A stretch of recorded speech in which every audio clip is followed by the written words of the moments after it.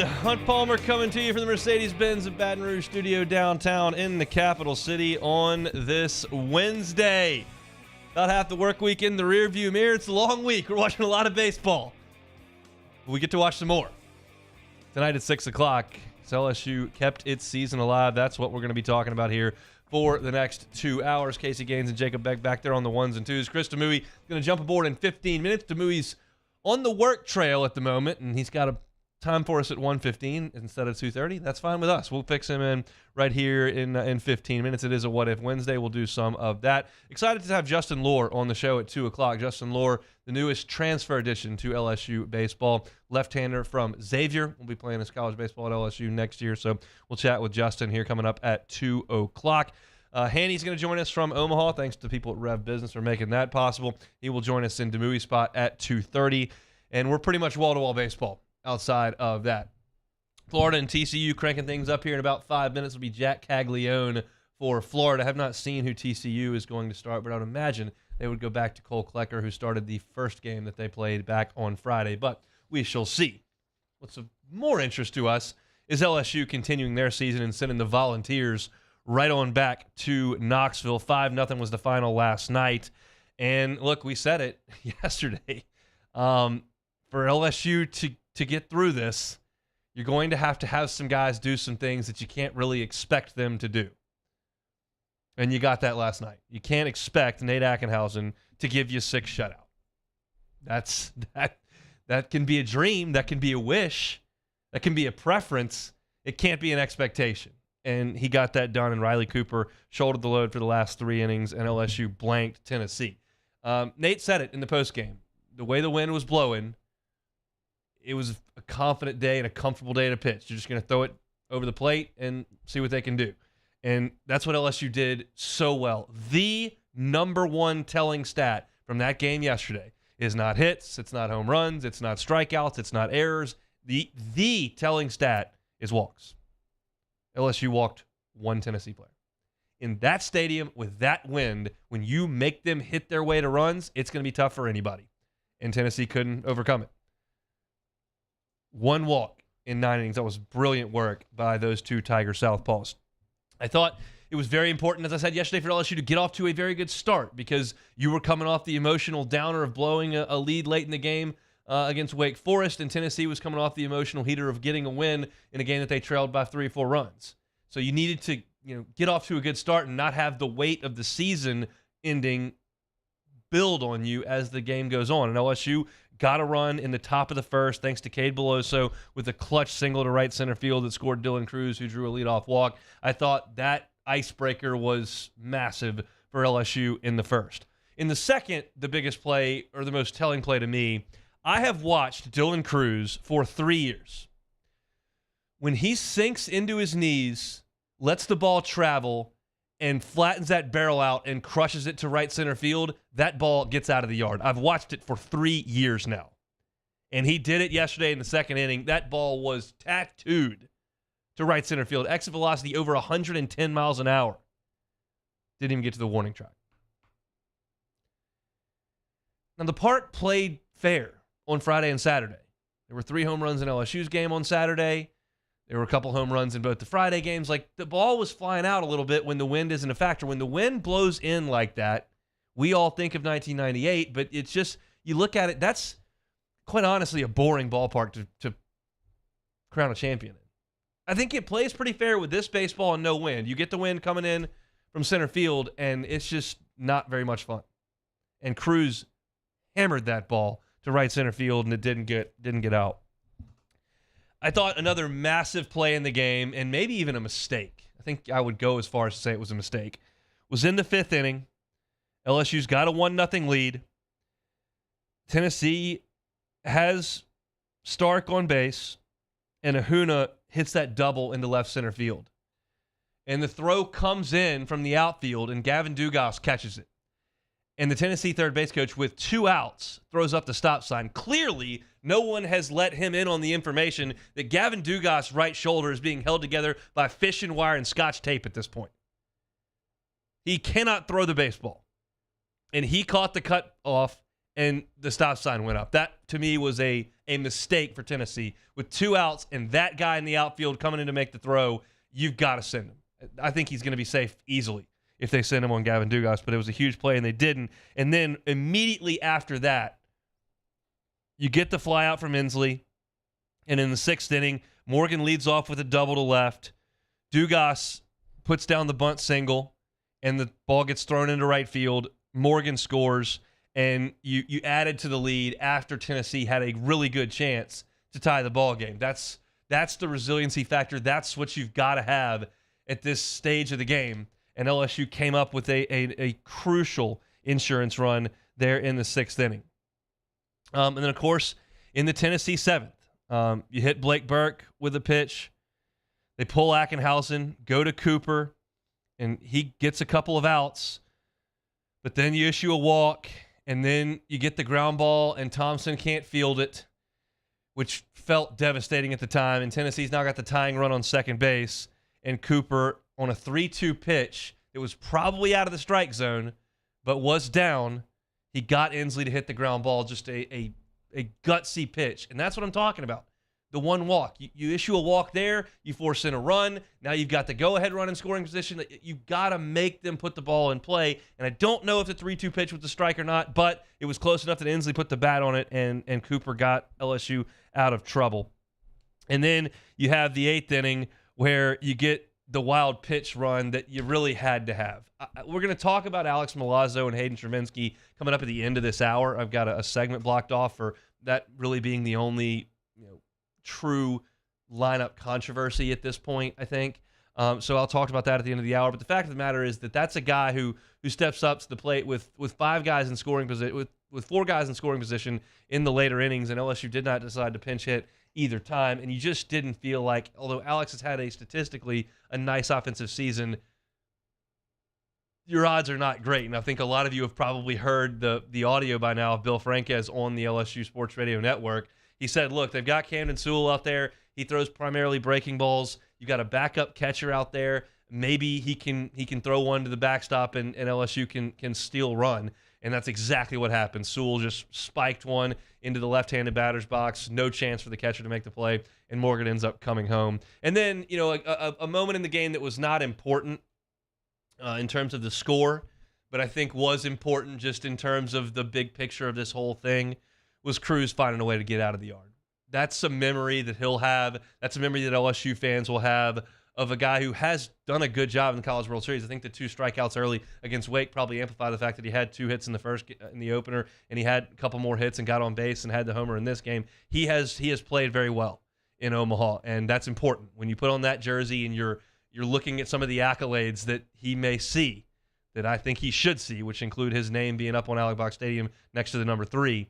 We'll see how the rest of this week goes, but that's a good memory that LSU fans can have of Dylan Cruz up there in Omaha, hitting that big home run, having that trot around the bases, being fired up about adding some insurance runs, and that was really the one that shut the door on Tennessee having any chance to come back, because at that point, when you're looking at a volunteer offense that hadn't scored a run and had scratched only 6 hits, they weren't going to come back from a 5-run deficit, and they certainly did not. So, look, LSU played a good game.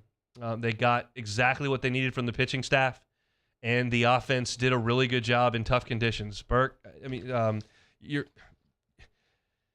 Beam is tough. That's a good fastball and an excellent breaking ball, and he got his fair share of punch-outs. He got 9 strikeouts, and then they rolled A.J. Russell out there, who's probably going to start on Saturdays for them next year. And Seth Halverson came out there, and he's been as good a reliever as there's been in the SEC. And you saw Camden Sewell, and you saw a bunch of really good arms, and you did enough to scratch the runs.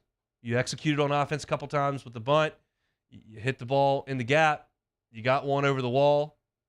That's about all you can ask in that stadium, the way the wind was blowing. 5 runs is about all you can ask. And that was really the hope entering the game yesterday, because you had a Tennessee team that I don't believe has a great offense, that does have a great staff. And you're going to play a Wake Forest team, hopefully the next 2 days, that does have a great offense, but nobody really has a great offense if the weather conditions are like they've been the last 2 days. And you've got to be able to pitch to them and keep everybody's score down, and that automatically puts you in a close game. You don't allow a team to score more than 4 or 5 runs, you're automatically in a close game. And that's the situation LSU wants to find itself in. Yesterday's challenge was one that I thought was doable. I said that multiple times. I thought that LSU could score, and I thought that LSU, even with down Floyd, down Hurd, down Skeens, had enough arms to hold down that offense.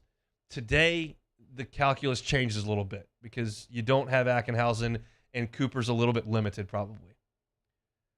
And you're going to have to go down the line in your pitching staff. And we'll talk about who I think is going to pitch, and we'll talk about what you can expect from them. But quite frankly, I hope the wind is doing what it did yesterday because that's going to keep waking the ballpark and I think keep the game fairly close. So excellent performance by LSU. You've reached the Final Four, which, look, around here, we don't give out a lot of trophies for Final Fours in baseball.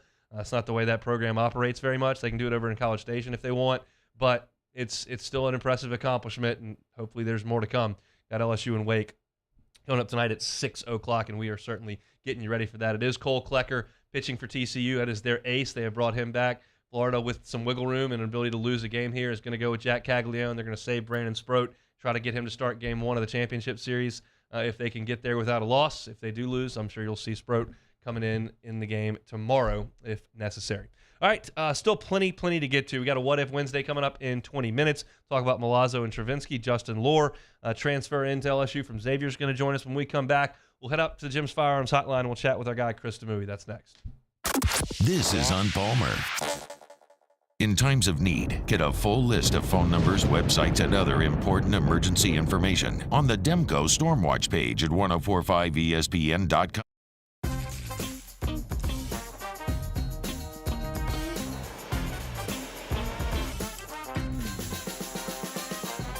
The best kept secret in town is out. Discover Tallulah at the Renaissance Hotel on Bluebonnet. When is a taco more than just a taco? When it's Government Taco. Voted best tacos 3 years in a row by 225 Magazine, Government Taco puts the most delicious spin on tacos the capital area has ever seen. With creative combinations like the Magna Carrot, the Filibuster, or the Steak of the Union. Plus perfect tortilla chips paired with the best salsa and queso you've ever had. And happy hour every day from 3 to 6 p.m. and all day on Thursday. Government Taco, 5621 Government Street.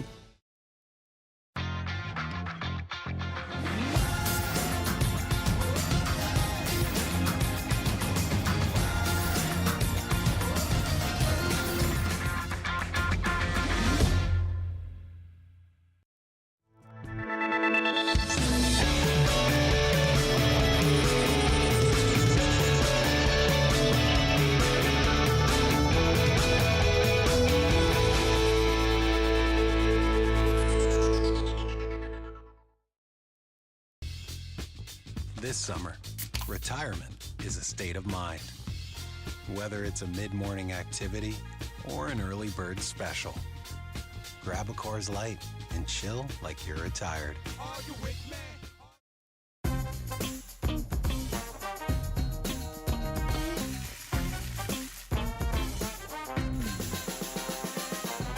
The best kept secret in town is out. Discover Tallulah at the Renaissance Hotel on Bluebonnet. Oh, hey, what's up? It's Big D and Bubba, 100.7 The Tiger Morning Show. We'd love for you to join us every weekday, 4 a.m. till 9 a.m. Yeah, everything you want in a show. Country music. We got laughs. We got celebrity in-studio guests.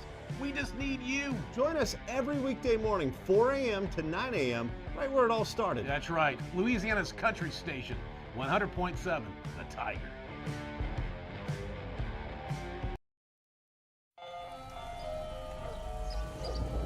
Hey there, little buddy. What's the matter? What's the matter? My windows, siding, and my door. That's what's the matter. Relief Windows can fix all that. I got you. Pop, pop. What's up? Oh my gosh, look! Curb appeal. That's a good-looking neighborhood. ReliefWindows.com. There it is, the extra mile, on the border of expected and extraordinary for those willing to go further, like vans customized for work or play, with safety and tech to keep you connected, supported by a 5-star sales, service, and finance team. and backed by the one-star you know. So go the extra mile. It's never crowded because so few have what it takes to go there. Mercedes-Benz Vans. I've been doing business with Luba for 25 years. They're dependable, trustworthy. It's just the attention to detail with our clients. Our folks have years and years of experience.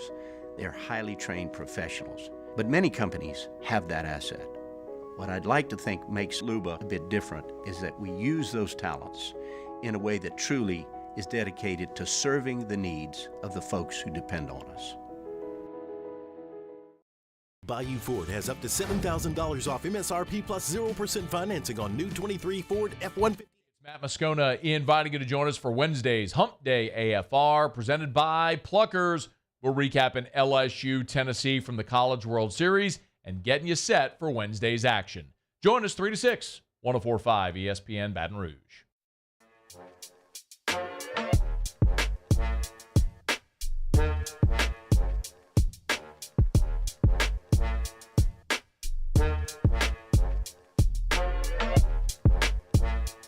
This is Hunt Palmer on 104.5 ESPN Baton Rouge.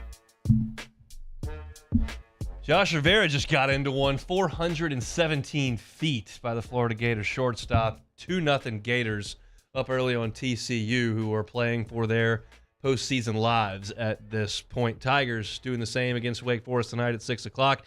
Here to chat about it is our guy, Chris Demouy, host of the 60 Feet 6 Inch LSU Baseball podcast, and a guy who was up in Omaha for the early festivities. Mr. Demouy, how are you? Doing good, Hunt. My voice is a little toast from being in Omaha, but doing good. Doing good. A lot of yelling. Tell me about it. How was the trip to Omaha? What were the highlights? It was awesome. It's seeing that stadium. It's a great outlay. The LSU fans were great. We just had a blast up there. And, walking out of that stadium on Monday, I was just really disappointed with the outcome of the game. Felt like they let it slip away. But definitely another trip I would make again. Had a good time with my son. So just really well put together and just had a blast, a lot of fun. The weather was amazing. Did you get a chance to go to the old Rosenblatt? No, we missed out on that, though. I will say that. I know people spoke highly of it, but we just didn't get a chance to get out there. I got you. All right. Well, let's talk about where LSU sits at this point. You got obviously a dominating outing from Paul Skeens. You got a really strong performance from Ty Floyd. I thought Thatcher Hurd was pretty good as well, and you just came up a little bit short. And then last night, the effort from Nate Ackenhausen was more than you could have asked for, and LSU shuts out Tennessee to extend their season. Your take on the pitching overall at this point, which we were concerned about all year getting to this point? I think the pitching's been phenomenal. They've given up 6 runs and maybe 26 innings, I think. That's like a 2.07 ERA. So, and what Ackenhausen and Cooper did last night was more than you could have hoped for if you're Jay Johnson. And I thought Floyd was phenomenal. Left maybe a little bad taste in your mouth in the 6th, and Hurd worked through some issues. He wasn't at his best, but he battled. And I think you have to be really happy with where you are and the fact that you're in the losers bracket. So today I think is all hands on deck, and you hope you get to Thursday, and then I would imagine that's going to be a Paul Skeens stage. So, if LSU, you got a lot of confidence knowing you got a lot of guys to get some outs for you. So I've been really, really impressed by their pitching. Who do you think Jay Johnson goes to first tonight? I don't know. I thought about it a lot. I don't know if it's going to be Coleman or Money. I think he's just going to try to get 6 to 9 outs from Coleman, Money, Herring, and Guidry. And those guys need to give him 27 outs. And however that happens, if somebody can go 3, if somebody can only go 1 time through the order, if somebody goes 3 in the 3rd, just go out there and give it their best. I don't know who he starts. I just know that they've got to get through the first time through the lineup clean. If it's the 3rd inning and LSU's down 3-0, that's not a good look. That's not a great sign for LSU for the rest of the game, in my opinion. So whoever can, and also too, if the wind's blowing in, that park. When I was there and they played Wake Forest, there was nothing. There was nothing that was getting out of that park. That play is a graveyard. So that could play into it too. I think absolutely. Yesterday, Jimmy and Charlie had Creighton's coach on, and he said, look, it's not going to carry you to center. It's just not. You can get the ball out of the ballpark down the lines, which Cruz did last night. He hit a line drive that went through the wind and got out with plenty of room to spare down the lines. But then you heard Nate Ackenhausen in the postgame say, look, the wind was blowing in. I knew they were hitting balls 108 miles an hour that weren't even getting to the warning track, so I just took a changeup grip and threw it right over the plate. And I mean, that's not the way you want to pitch in the box in May because you won't last very long, but it's got to totally change your mindset as a pitcher. Yeah, I think it just allows you the freedom to be more aggressive, and I mean, I think from what I remember, if the wind is blowing in your face as a pitcher, I always like throwing a curveball more. It always felt like it made the curveball a little sharper, just the way the wind reacts with the spin, and I think it just gives you more confidence knowing that, you got guys that can chase balls down, right? Cruz and Pearson and Joe Bear and Pearson's made some great defensive plays early on. So you got to have a lot of confidence knowing that you can pound the zone. And even if you make a mistake, it's going to take a Herculean effort to get it out that park. Alex Milazzo got to start last night. We know Travinski's had some issues with some pass balls, and it just hasn't been as clean back there. If you figure that the ballpark's going to play big and the score is going to be fairly low and every base may be at a premium, are you willing to sacrifice Travinski's bat to get Milazzo in there to catch like they did last night, or do you want the guy who may be able to help you offensively a little bit more? No, I would go with Milazzo tonight. I think it's probably be another low-scoring game, and defense is at a premium and extra base is at a premium. The last thing you want is a wild pitch or a pass ball that maybe Milazzo handles better than Travinski, and they go from first to second, then a ground ball through the sixth hole and it's a run, and that may cost you the game. Yeah. So, and Travinski struggles at plate a lot, as have several guys there in Omaha. So if he gets a chance to pinch hit later on, that's great, but I'm going with Milazzo behind the dish tonight. Chatting with Chris Demouy, 60 feet 6 inch LSU baseball podcast, joining us on the Jim's Firearms hotline. Tell me, I know that you didn't have a workload similar to Paul Skeens or throw 100, so it's hard to put yourself in his shoes, but that's a guy who's been going on 6 and 7 days rest. If they ask him to go on 4 days rest tomorrow, that's a normal professional workload, which he's going to be doing pretty quickly here. But what would you expect from him in terms of stuff and endurance if he were to get the ball tomorrow, try to send LSU to the championship series? I think I just have 80 pitches keep coming up in my mind, trying to project Skeens. I know he's a creature of habit in terms of, his routine and everything. He's mentioned that several times, but that guy's a workhorse, big, strong kid. Maybe the fastball velo dips a little, maybe in the middle to latter innings, but so he has some other things he can rely on, like breaking balls and changeups. But I think if you could get him through 5 with 80 pitches, he may get hit more than we're used to, as opposed to just being more aggressive over the plate. Wake walks a lot. They're willing to take walks. I'm sure in that instance they'd be more than willing to drive Skeens' pitch count up early and sacrifice some hits or on-base chances. But if he could get through 5 and give you 80 pitches, I think that'd be phenomenal. What do you make of Skeens' development from February to now? He looks like a totally different pitcher to me. I think he looks complete. Yeah. We talked early on a lot of fastball heavy things, and you've just seen like an evolution, a maturation process to where he can do just about anything, right? He can throw pitches to both sides of the plate. He's now throwing back-to-back changeups, as you saw against Tennessee. He's able to pitch backwards, where he can throw 2 or 3 breaking balls in a row and finish guys off with fastballs. So if you're a Major League Baseball scout, you got to be super happy with what you're going to get with regards to Paul Skeens, and I just don't see how he doesn't go straight to AA and just see what he can do from right there. I've just been truly impressed in terms of his development. He's not a one-trick pony. He's a complete pitcher. Think they got enough to get to the championship series? I'm sorry, hon, I didn't hear you. I apologize. It's all right. You think they got enough to get to the championship series? Can they beat Wake twice? Yeah. Sometimes you just got to go hard overhead, and I'm going hard. I think 7-5 tonight. I got 7-5 Tigers tonight, and then I've been waiting for LSU to get a chance at Rhett Lauder all year, and I would love nothing more for those guys to put up like 6 runs in 3 innings. That's asking a lot, but it's got to happen at some point, right? So I don't know. It's got a good feeling about this team, and I think Wake's kind of cocky. And look, I just want to beat those guys, and I got a good feeling about tonight. Somebody's going to step up tonight. I think Herring. Herring may be my X factor. He can kind of calm down. He gets very excited. He can calm down, throw strikes, let his stuff work. And 7-5, I got the Tigers tonight, and I think they make it to play Florida. I would like that very much. TCU's trying to get in the way of that. They just scratched a run against Caglione in the first. It is 2-1 Florida up there in Omaha. Demouy, rest that voice. We'll do it again one more time next week. Sound good? Sorry about that, hon. I apologize. You're good. All right, buddy. That's Chris Demouy, former Tiger, host of the 60 Feet 6 Inches LSU Baseball Podcast. I'm proud of him. You got to leave it out on the field. If you're going to go up to Omaha and support the Tigers, hey, you lose your voice, maybe yelling a bunch in the stadium or having a few jealous shots. I'm all for it. That's what we're up there for. Appreciate Demouy making some time for us. I know he's on the road for work, so that's a big of him to step away and give us a few minutes here talking a little bit of baseball. We still have a lot to discuss here on this Wednesday edition of the Hunt Palmer Show. I want to talk about Milazzo and Travinski. I have my thoughts on who we're going to see on the mound tonight. First, we got Justin Lohr, transfer from Xavier, who's going to come on and join us here in 30 minutes, and we'll talk with Hanny at 2:30 up there in Omaha, Nebraska. So don't go anywhere. It's the Hunt Palmer Show. This is Hunt Palmer. Our listeners fire off their opinions on the jimsfirearms.net hotline at 499-1045. Keep listening for your next chance to shoot us your thoughts with the jimsfirearms.net hotline on 1045 ESPN Baton Rouge.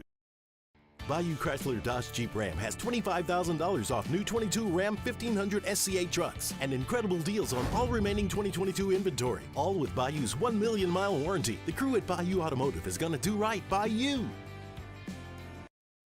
Gulf Coast Bank and Trust is giving our customers the power to bank anywhere, anytime during this challenging event. And we're right there with you. Our mobile banking app is a smart way to manage your money and time. Gulf Coast Bank and Trust, the bank that cares about you. The importance of doing this Fortified program and offering it to people down here is, number one, the only real chance you're going to get to do this is when you put on a new roof or build new. And through companies like HUDCO, who's kind of leading the way in this thing, it's going to offer the customers a huge advantage in the insurance market and the price of their insurance. You know, we're not looking to make a fortune off fortifying. We're trying to give you a better product than our competitor at the moment. I'm trying to do something that he can. I'm trying to give you something better. So a lot of these insurance jobs, you're getting a re-roof, you're only paying your deductible.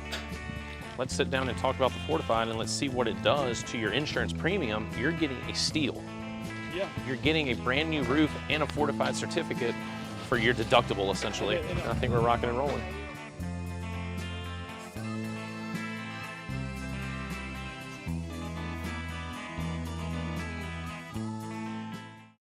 When is a taco more than just a taco? When it's Government Taco. Voted best tacos 3 years in a row by 225 Magazine, Government Taco puts the most delicious spin on tacos the capital area has ever seen. With creative combinations like the Magna Carrot, the Filibuster, or the Steak of the Union. Plus perfect tortilla chips paired with the best salsa and queso you've ever had. And happy hour every day from 3 to 6 p.m. and all day on Thursday. Government Taco, 5621 Government Street. Gulf Coast Office Products is a nationally recognized Savin office equipment dealer based right here in Louisiana. Over 100 employees strong, Gulf Coast has the boots on the ground to support all vertical markets, from education, engineering, legal, and finance. With the latest in office technology, from desktop to production segment units, Gulf Coast and Savin have the perfect fit for you. Call 225-756-2644. That's 756-2644 for Gulf Coast Office Products.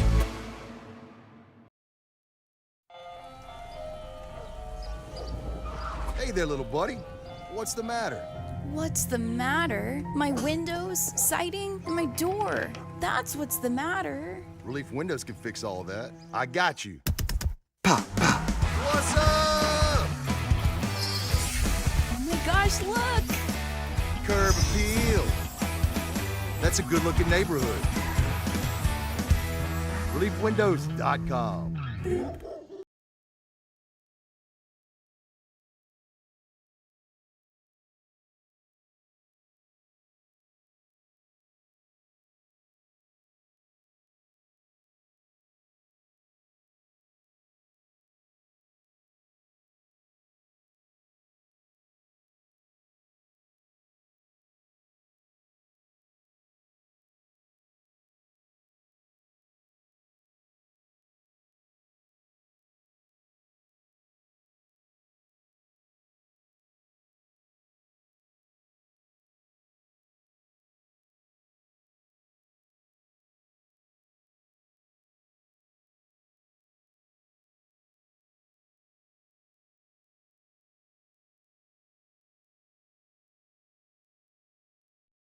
us for a Thursday edition of Off the Bench as we recap LSU versus Wake Forest from the College World Series. Plus, Chef Michael Johnson joins the show for a new edition of Munchies, and we preview the NBA Draft. Off the Bench, 7 to 10 a.m., 104.5 ESPN Baton Rouge.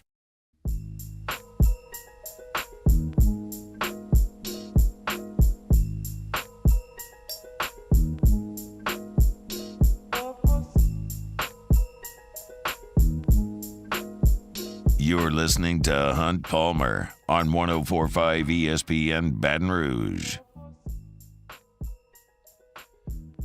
All right, I'll give you my thoughts on who LSU will pitch coming up later in this segment, about 5-7 minutes from now. But let's do what we need to do first. That means play What If Wednesday.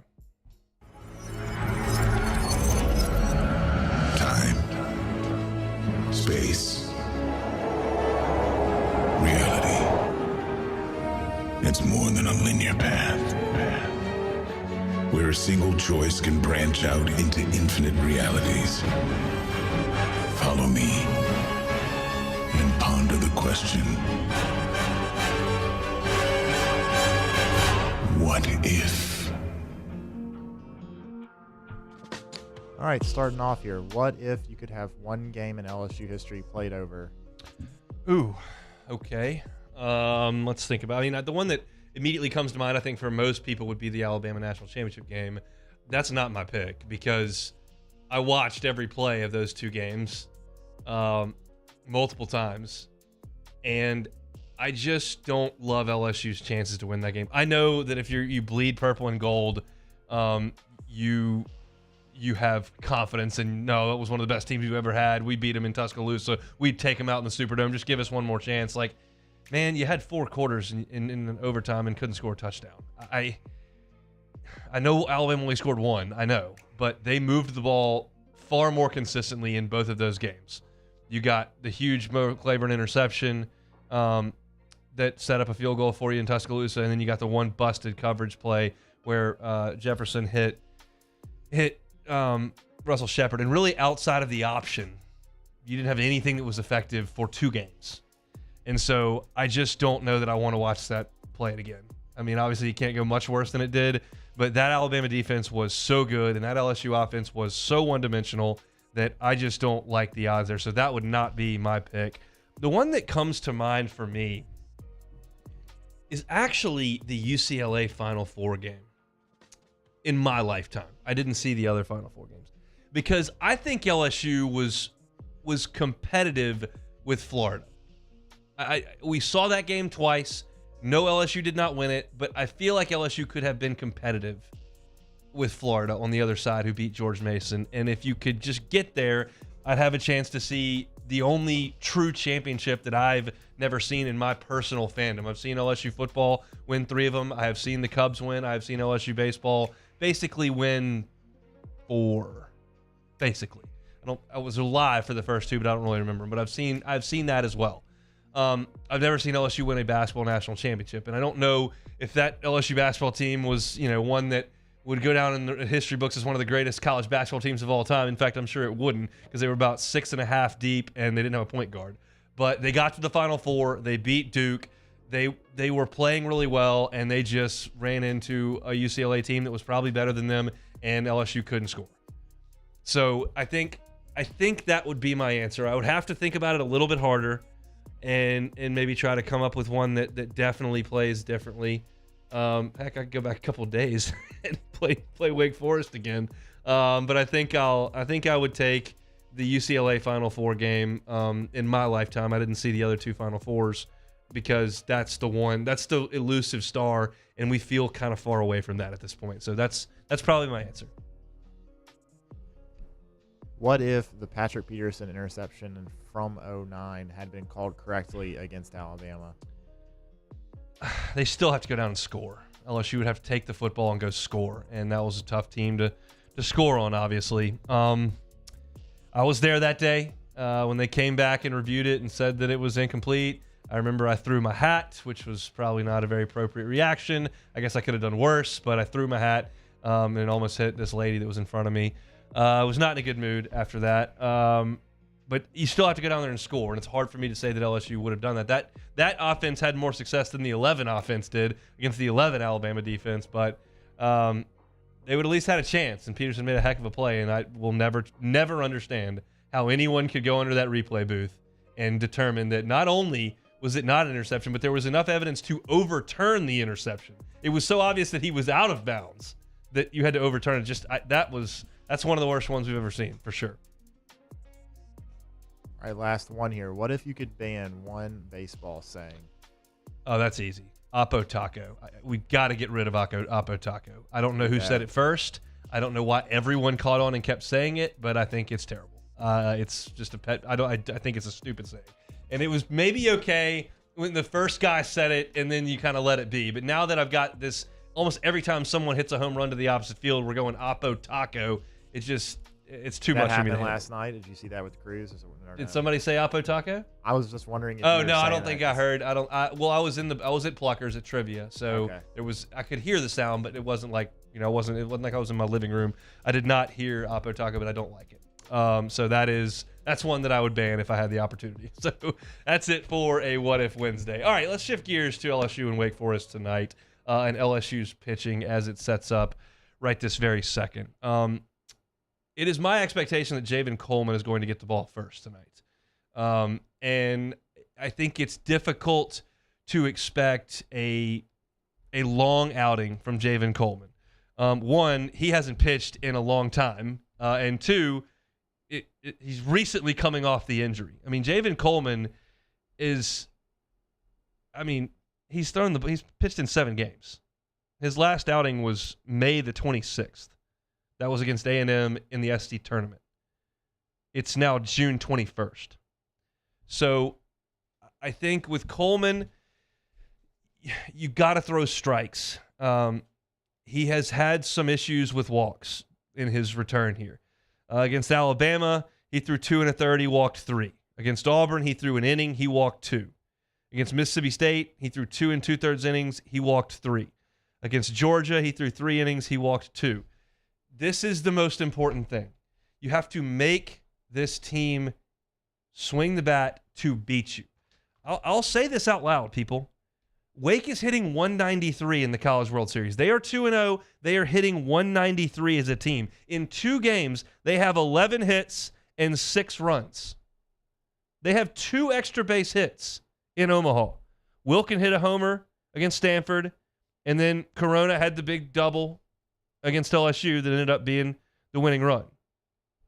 Hawk, who hits at the top of the lineup for them, 1 for 7. Kurtz, who's a star, 0 for 5 in the College World Series. Brock Wilkin, All-American, 2 for 6. Justin Johnson, big piece to their offense all year long. He's 0 for 7. They are not swinging the bats very well. This park is really big. It's the opposite of their home ballpark. You have to throw the ball over the plate. That is all I'm asking for LSU's guys tonight. This is the back end of the bullpen here. This is the last guys on LSU's staff. So you're going to have something comparable to what you saw last night. And oh, by the way, Javen Coleman has a little bit of a history of doing this. If you'll recall, in 2021, in Oregon, LSU had to have him coming out of the loser's bracket, and against the Ducks on the road, he goes 6 innings of 1-run baseball, only allowed 3 hits, and struck out 6. That was a big moment on the road, big stage, and he rose to it. Now, that was 2 years ago at this point. He has had his arm carved up since then, and he's been sitting on the bench for a month. But I think that's the guy that's going to get the baseball tonight. And if they can get 6 outs out of him, that is fantastic. Jay's going to go with these guys as long as he can because there's a finite number of guys you can go to. If you have a quick hook tonight, I know your season's on the line, but you could run out. That's the danger of the loser's bracket. Now, that would take a lot, but you start getting down the line to Dutton and Little and some of these guys, they haven't pitched very much. So I think in an ideal world, you get 6 or 7 outs from Javen Coleman, and then you hand it to Griffin Herring and say, bud, Give me everything you got. Give me everything you got. And then Blake Money, who I think is a good fit for this ballpark and has been in big moments on big stages, albeit not in the postseason. And I think the idea would be if you could get a lead to finish thing off with Gavin Guidry. Now, if you need to go to Gavin Guidry because you think he's your best guy early, okay, but you might need to get 5, 6, or 8 outs from him. Some way you got to get 27. And they all count the same. So if your highest leverage guy's got to come in because you're down 3 runs and they got 2 guys on base, that's just the way it's got to be. And you'll leave one of the guys who's maybe not as trusted towards the back end if you get there. But somebody somewhere is going to have to go 9 to 14 outs, I think. And you just got to hope it's in there somewhere. This is a great ballpark to pitch in. This is not Rosenblatt where you're going to give up 6 home runs if you don't have your A stuff. You know this by now. You've been watching. You've just got to throw it over the plate. And right now, this Wake Forest team is not swinging the bats. Keep in mind, this team has been trailing in the late innings of both games. Now, they've scratched and clawed and found a way at the end of games. They've only been leading for 2 different half innings. It's not like you're facing the 27 Yankees here. Now, from a record perspective, absolutely. From the way they're hitting right now, And this is not unprecedented. This is the same thing we saw with Oregon State against LSU back 6 years ago. You had a team that was littered with big leaguers. You had Trevor Larnach and Nick Madrigal. You had Adley Rutschman. I mean, this team was ridiculous, 56-4. And for 2 days in that ballpark, they couldn't score. Now, Alex Lang had a lot to do with that. But guess what? Alex Lang was the ace of that staff, and our ace is going tomorrow. So you got to piece it together. You need another Caleb Gilbert game. And that's what you got from Nate Ackenhausen last night. Now you need it from somebody else. And it may be a bigger group effort than just the one guy, which is what Gilbert to Hess, it was just basically one guy. I don't see that tonight. I'd be shocked if anybody went 8 innings tonight. But you just got to shrink your focus and understand the task at hand is not getting LSU deep into a game or giving you 5, 6, 7 innings. It's get the next out. Get the next out. And hope the offense shows up like it can. Now, that's a taller task, and we'll talk about that in hour number 2 because this team is facing a real tough challenge with the pitchers that Wake Forest has. We'll talk about that in hour number 2. We'll talk about that with Hanny as well. But as far as pitching goes, it's grim from a numbers perspective with LSU, but somebody's got to wake Forest up. That was an unintentional bad pun. But that's where we are. And again, I think those are the guys that you're going to see. We'll just see how it goes. 6 o'clock first pitch, 5:30 pregame show over on our sister station, Eagle 98.1. You can find Bill Franquez, Doug Thompson, and the voice of the Tigers, Chris Blair, up there in Omaha. Again, you can listen to it over there on Eagle. It'll be on ESPN tonight. When we come back, we'll close out hour number 1 with this discussion. Why did they go with Alex Milazzo last night, and what does it mean moving forward at the catcher spot for LSU? That's next. Hunt Palmer on 104.5 ESPN Baton Rouge. LWCC is Louisiana, loyal, elevating, and celebrating champions of Louisiana. Corey Barr, a champion of Louisiana. Corey is the owner, founder of Parish Restaurant, Standard Coffee Company, and Heritage Catering up in Monroe, Louisiana. That's where he was born and raised. His star has risen on a national scene. There's no question. He was a Food Network Star finalist in 2017. He beat Bobby Flay. Food and Wine named him the People's Best New Chef in America in 2015. People's Best New Chef 2012. I mean, he's gotten some national notoriety, but he always comes right back to his roots right here in Louisiana. That's why he's a champion of Louisiana. If you know of a champion of Louisiana, LWCC wants to know about it. So go to lwcc.com/champions and nominate a champion of Louisiana so that we can tell their story right here on the Hunt Palmer Show. Corey Barr is June's champion of Louisiana, presented by LWCC. In times of need, get a full list of phone numbers, websites, and other important emergency information on the Demco Stormwatch page at 1045ESPN.com. Hello, Samantha, dear, I hope you're feeling fine.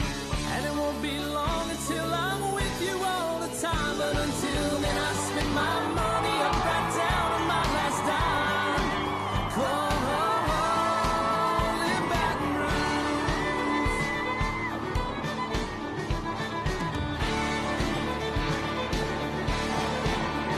I'm ready, what you put me on through. Gotta send my love down to There it is, the extra mile, on the border of expected and extraordinary, for those willing to go further, like vans customized for work or play, with safety and tech to keep you connected, supported by a 5-star sales, service, and finance team, and backed by the 1-star you know. So go the extra mile.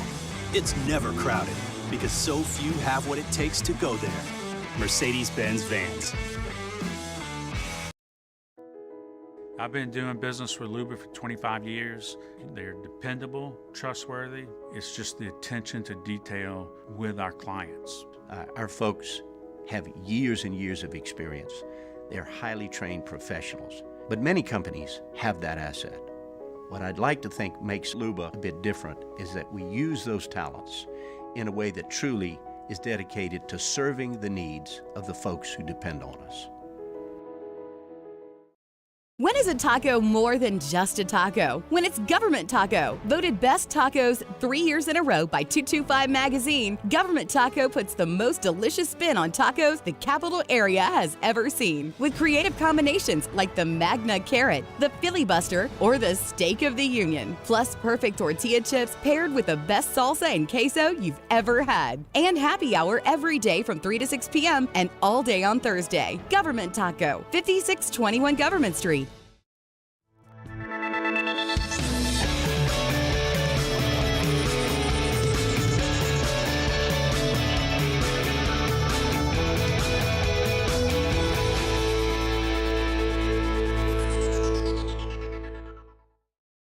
Gulf Coast Office Products is a nationally recognized Savin office equipment dealer based right here in Louisiana. Over 100 employees strong, Gulf Coast has the boots on the ground to support all vertical markets, from education, engineering, legal, and finance. With the latest in office technology, from desktop to production segment units, Gulf Coast and Savin have the perfect fit for you. Call 225-756-2644. That's 756-2644 for Gulf Coast Office Products.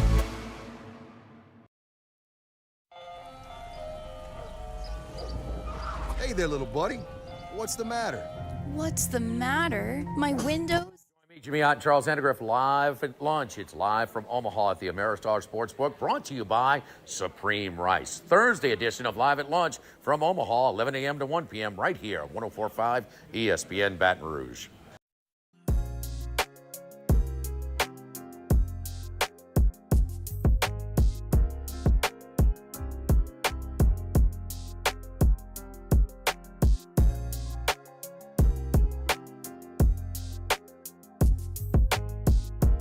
This is Hunt Palmer on 104.5 ESPN Baton Rouge.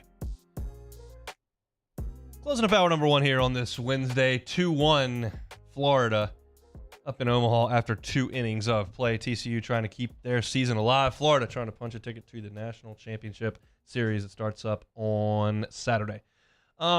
Yesterday, LSU made one little lineup change. Alex Milazzo was in there starting at catcher for Hayden Travinski, who has been so important to this LSU team down the stretch, no question about that. Now, if there's one thing we know about Jay Johnson, is that he's not going to tell us about injuries. I have no idea if Hayden Travinski is hurt or not. No clue. I know he was there and dressed out. He was cheering his team on. I don't know if he's got a sore back or a broken arm, or he's perfectly healthy and they just wanted Milazzo out there. I have no idea. But this is what I think. I think Jay looked at the flags and understood the ballpark and went, you know what? This game is going to be played around 3-1. And every single base is just going to be massive because no one's going to be launching the ball out of the ballpark, and it's just going to be tough to score runs. And Travinski, for his offensive prowess, has just struggled receiving the baseball. He's allowed too many pass balls, too many wild pitches, and those are free bases. And those could be season enders at this point. And because the home run ball was essentially put out of play by the wind, and because he thought that the game was going to be very, very low scoring, he decided to go with Milazzo. And Milazzo came up in two spots late in the game with two runners in scoring position, and they did not pinch hit for him. Not with Travinski, not with anyone else, to put Travinski then back in at catcher. And I think that, to me, told me that Jay thought when they had 2 or 3 runs, they had enough to win. He did not think Tennessee would get there. And I think that decision was made based on the flags. We'll see. Florida's already launched one out of here today. We'll see if maybe things are a little bit differently. If the park's playing like it did on Friday and Saturday, that may change the way you do things, and maybe you don't think every single solitary base is do or die, and you may get a guy in there that can run one out of the yard in Travinski. I think that's a decision you make based on some weather conditions. I think it makes all the sense in the world. And I thought it was okay to leave Travinski in, to leave Milazzo in, to take those at bats. You stole a run with the wild pitch. That was very fortunate. But you have your strongest defensive catcher in the game for that. And so I got a lot of questions as to why is Travinski out? Is he taking a day of rest, or why aren't they pinch hitting? I just think Jay thought this is all about defense today. And I'm going to do everything I can to be sure that we don't give Tennessee anything. And they didn't. They gave him 1 walk, and they gave him 1 error. And other than that, Tennessee had to earn everything it could get, and it couldn't get anything. So I think depending on what the flags do and what the environment's going to be tonight, that I think dictates what you do at the catcher spot. Milazzo's not going to give you much offensively. You might be able to get a bunt down here or there. That 340 batting average that he was flirting with there late in the season, a little bit of fool's gold, if you ask me. And to ask him against the best pitching staff in college baseball to be anything productive offensively is probably being a little bit ambitious. But you can have one of those guys in the lineup as long as it's a premium defensive position, and catcher certainly qualifies. So I think that's what went into that decision. We'll talk a little bit later in hour number 2 about what Wake's got on the mound. It's daunting. And what LSU has got to do offensively to keep this train moving. But we'll do that coming up here in a little bit. We'll talk with Charles Hanagriff coming up in 35 minutes at the bottom of hour number 2. Charlie have some good information for us. He's up there in Omaha, courtesy of Rev Business. They've been bringing you live at lunch each and every day from up there at Barrett's and the Ameristar Men's College World Series, powered by Rev Business. We appreciate them for making this happen all week long. Busy hour number 1. We had Chris Demouy on in hour number 1 talking LSU baseball, gave our reaction to LSU's win over Tennessee, and kind of started to pick things away and look at Wake Forest. If you missed any of it, catch it on demand, 1045 ESPN.com's on-demand tab, Apple Podcast, Spotify, Google, all there, as well as YouTube. I want to remind y'all that we have 2 YouTube channels that we've launched here recently. We'd love it if y'all would go subscribe. Hunt on LSU, all LSU football. Hunt on Saints, all Saints football. All football. When we talk about it on the show, we're going to upload it in those short 10, 12-minute clips up on YouTube. And if you subscribe to the channel, it'll show up right there in your feed. So we'd appreciate it if y'all would subscribe to those 2. Very, very busy in hour number 2. I've got to look through Wake's pitching staff, got to chat with Hanny, and I'm very, very excited here coming up at the top of the hour in 5 minutes. Justin Lohr is going to join us. If you're not familiar with Justin, haven't been paying attention over the last week and a half, Justin was a reliever last year for Xavier, was an all-conference pitcher from the left side, was excellent in their regional in Nashville, and actually was instrumental in closing out a win over Vanderbilt to eliminate Vanderbilt from the NCAA tournament. And he has decided he's going to commit to LSU to come pitch on next year's staff. Jay Johnson's emphasizing left-handed pitching as he has done this year, and he will continue to do moving forward. And Justin's got a really high ceiling. He had a great year for Xavier as a reliever. I've got some questions for him. One, how did this come about with the transfer portal? What's that experience like? And how do you get recruited by a team that's playing in super regionals and going to the College World Series? And 2, what's your role going to be? Are you coming in here to potentially be a starting pitcher? Are you coming in here to maybe be a guy who can close? Or are you just coming because you want to play in front of 10,000 people in the SEC? I'm going to ask Justin all those questions here coming up after SportsCenter. So don't go anywhere. You're listening to the Capital City's leader in sports talk. That is 104.5 ESPN Baton Rouge.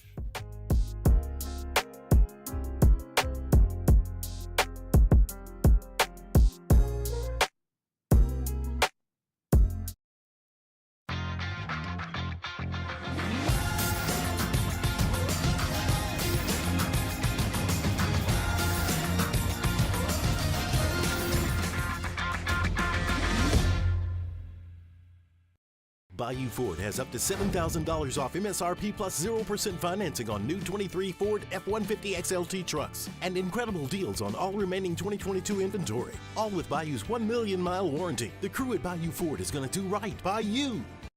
The world's leaders in obesity research, obesity medicine, and obesity science are right here. We're doing something that no one's ever done or trying to answer a question that no one's ever asked before. Pennington is a real jewel when it comes to research. We are finding the solutions to the world's worst chronic disease, which is obesity. Louisiana needs Pennington Biomedical. When is a taco more than just a taco? When it's Government Taco. Voted best tacos 3 years in a row by 225 Magazine, Government Taco puts the most delicious spin on tacos the capital area has ever seen. With creative combinations like the Magna Carrot, the Filibuster, or the Steak of the Union. Plus perfect tortilla chips paired with the best salsa and queso you've ever had. And happy hour every day from 3 to 6 p.m. and all day on Thursday. Government Taco, 5621 Government Street. I've been doing business with Luba for 25 years. They're dependable, trustworthy. It's just the attention to detail with our clients. Our folks have years and years of experience. They're highly trained professionals. But many companies have that asset. What I'd like to think makes Luba a bit different is that we use those talents in a way that truly is dedicated to serving the needs of the folks who depend on us.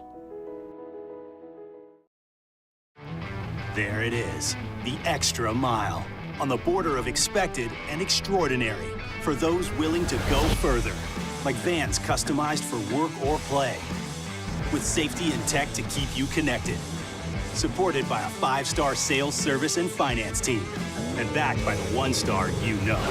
So go the extra mile. It's never crowded, because so few have what it takes to go there. Mercedes-Benz Vans. Gulf Coast Office Products is a nationally recognized Savin office equipment dealer based right here in Louisiana. Over 100 employees strong, Gulf Coast has the boots on the ground to support all vertical markets, from education, engineering, legal, and finance. With the latest in office technology, from desktop to production segment units, Gulf Coast and Savin have the perfect fit for you. Call 225-756-2644. That's 756-2644 for Gulf Coast Office Products.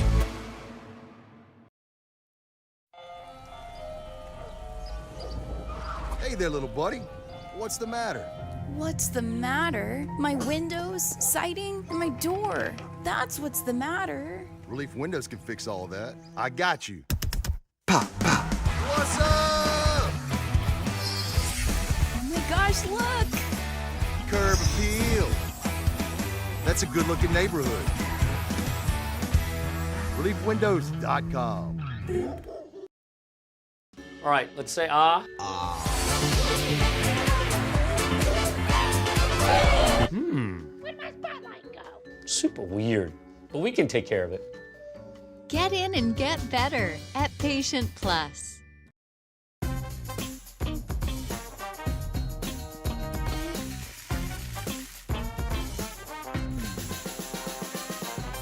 The best kept secret in town is out. Discover Tallulah at the Renaissance Hotel on Bluebonnet.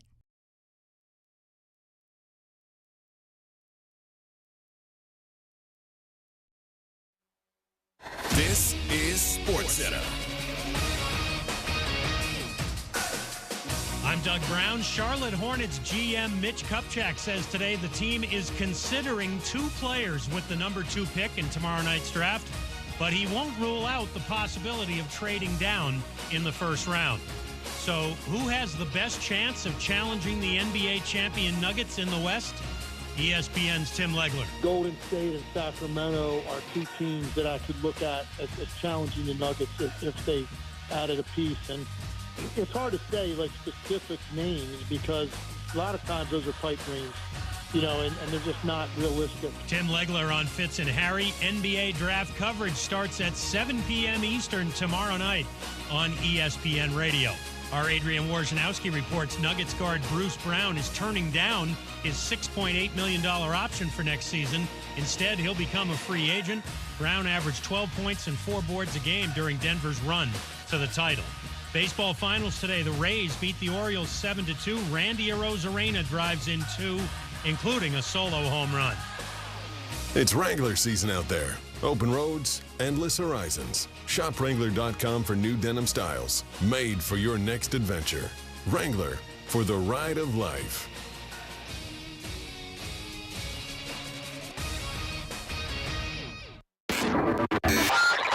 Now, Hunt Palmer on 104.5 ESPN Baton Rouge. Holding down the middle of the day. Live from the Mercedes-Benz of Baton Rouge Studios. This is Hunt Palmer. Hour number 2, Hunt Palmer Show, 104.5 ESPN Baton Rouge. Half the work week in the rearview mirror. Hope it has been a good one for you. Watching the game up in Omaha. TCU trails Florida 2-1 as they play in the 3rd inning. LSU try to extend its season tonight against Wake Forest. We're all caught up in what's going on with the 2023 LSU Tigers as they're in the Final Four here. The 2024 team being assembled day by day. It's the nature of college athletics these days in the transfer portal. One of the newest additions to LSU's baseball program is Justin Lohr. He's a left-handed pitcher from Xavier. He joins us now on the Jim's Firearms Hotline. Justin, thanks so much for your time. How are you? I'm good. How are you? Thank you for having me on. I really appreciate you taking the time out of your day. It is our pleasure to have you on. I want to go back and just kind of look at this process in its entirety. Y'all had a great season at Xavier. You had an excellent all-conference season. Y'all were selected to play in a regional, and you eliminated Vanderbilt in the NCAA regional. At that point, your season comes to an end. Oregon wins that regional, and you have a decision to make here. Walk me through the next 2 weeks. Yeah, it was pretty crazy couple weeks. I went in the transfer portal the day after the season was over, so it's kind of a whirlwind of a change for me, honestly. But within the first hour, Coach Johnson had me on the phone and was talking to me, and obviously touching base with a bunch of different schools. But it was pretty easy decision for me. I got to experience the Super Regional at Alex Fox Stadium. And there's really nothing that compares to the atmosphere and the facilities and everything that goes along with LSU. So, yeah, it was pretty easy decision when it came down to it. Pardon my ignorance here. I guess I should know this as someone who covers college sports. What is the process of going into the transfer portal like? Do you go on a website and click something? Do you have to tell the SID? How do you go into the transfer portal? I don't even know. Yeah, so obviously out of respect for the coaches, you have to talk to the coaches at Xavier. So Sure. I had that conversation. Then it's you have to get in contact with compliance at the school. You watch a video, you fill out a form, and then your name just gets put in. I'm not really sure how it works, to be honest with you, as well. Like if there's some website out there, I know the coaches have access to it, but I never saw any website or anything that had my name on it. I just started getting people reaching out and everything like that. But yeah, it's just you have to deal with compliance at the school, and that's about it. Did you have any schools in mind when you entered the transfer portal? Or you just kind of wanted to see what options may be out there? I really didn't know kind of what was going to come in terms of schools. I didn't really know it was realistic, to be honest, coming from a small school and not a big conference. And then I didn't really have anybody in mind. I was just curious to see what was going to come. For sure. I'm not surprised your phone lit up. I mean, this was an excellent year for you. You were 6-3 with a 1.89 ERA in 56 innings. You struck out 63 and were really a force at the back end of the bullpen. So Jay calls you, and what's that message like? He has a pretty good track record of recruiting. I would imagine it's a pretty impressive phone call. Yeah, 100%. Yeah, it was a very surreal moment when my phone lights up and it's a Baton Rouge number, and it's like, oh, I wonder who this is. But yeah, it was pretty surreal. Just talking to him. He's a very, very easy to talk to person. One of my favorite coaches that I've talked to in this whole process. It was just good, get to know him, touch base, and kind of just see where he was at in the recruiting process in terms of who he was going after and everything, and then where he kind of saw me fitting in at LSU. That's kind of how the first phone call went for us.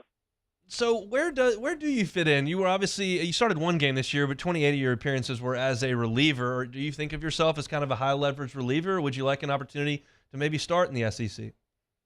Yeah, I'm looking to start. That's kind of the role that the coaches at LSU have seen me as in the next year of my life. But I know nothing's going to be handed to me. I can throw in the bullpen. I can basically do anything. I'm very versatile. But the goal for me is to be in the rotation in 2024. LSU obviously has one of the best pitching coaches in the country in Wes Johnson. He is taking the job at Georgia the second that LSU's season is over. Was it a difficult decision for you to commit to a school without a pitching coach?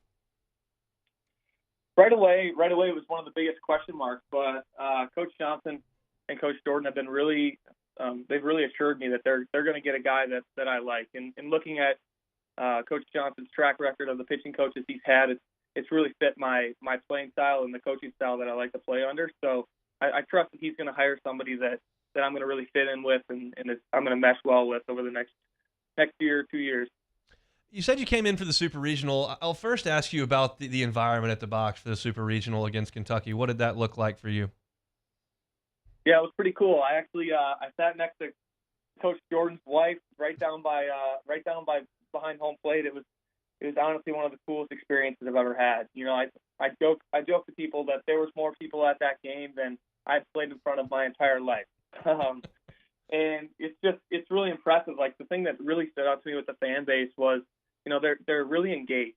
Some fan bases, they show up and it's like a social event for them, but LSU fans, they're reacting to every pitch. They're, if the ball's just off the plate and the umpire doesn't call it a strike or they think it's a strike, they're letting them hear it. They're a really engaged fan base, and that's something that really stood out for me. And it was pretty cool to sit there and watch a team win a Super Regional. I joked to my mom. I said, "How do I not go here?"